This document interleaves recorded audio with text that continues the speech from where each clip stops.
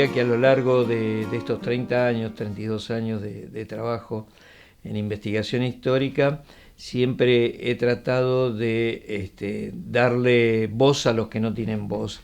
En ese marco, digo, arranqué en los años 80 con entender qué había pasado con los indígenas o los restos de las comunidades indígenas después de la ocupación del espacio pampeano patagónico en su lucha, en su hábitat. La segunda mirada o el segundo línea de investigación que trabajamos junto a mis colegas en el GEISO, que es un instituto de investigación de la Universidad del Comahue, que se llama Grupo de Estudios de Historia Social, avanzó sobre el mundo del trabajo, pero particularmente el mundo de los trabajadores en Patagonia Norte. Nos interesaba más que ver las organizaciones de los trabajadores o su ideología, también cuál era su vida cotidiana y su relación con el Estado, con los patrones y con otros trabajadores.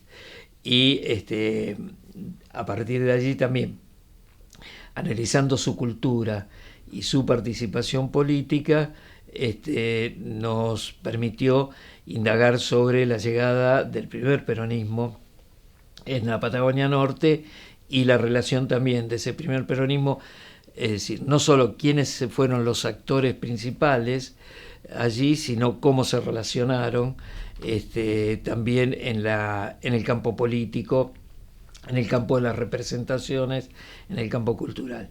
Básicamente la Constitución del 94 empieza a dar visibilidad al tema indígena. Y en ese marco a nosotros nos interesó.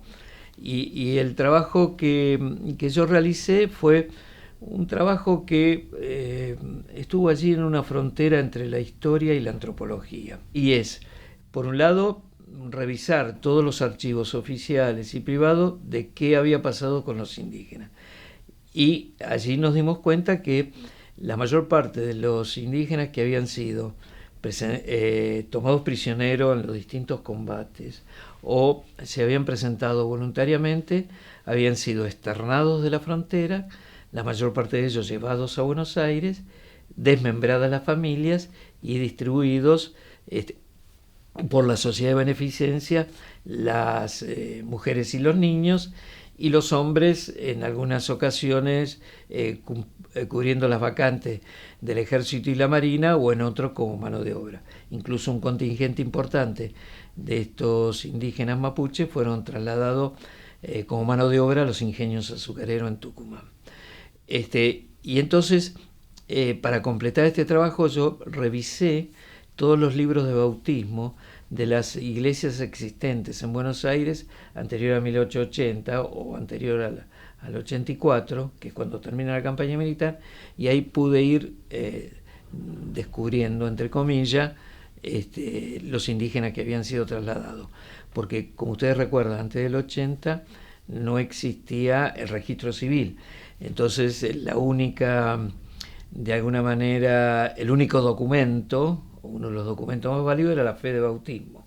Entonces, era un mecanismo muy claro que cuando una familia le entregaban o pedían un indígena, luego lo bautizaban.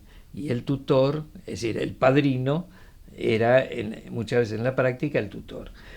Cuando uno revisa el cúmulo de leyes que en ese periodo, o a lo largo del periodo, por lo menos hasta el primer peronismo, incluye como actor principal a los indígenas, allí se ve que hay leyes que le declaran la guerra y el aniquilamiento, otras leyes que aparecen intentando asimilarlos a través de colonias, e integrándolo con otros inmigrantes.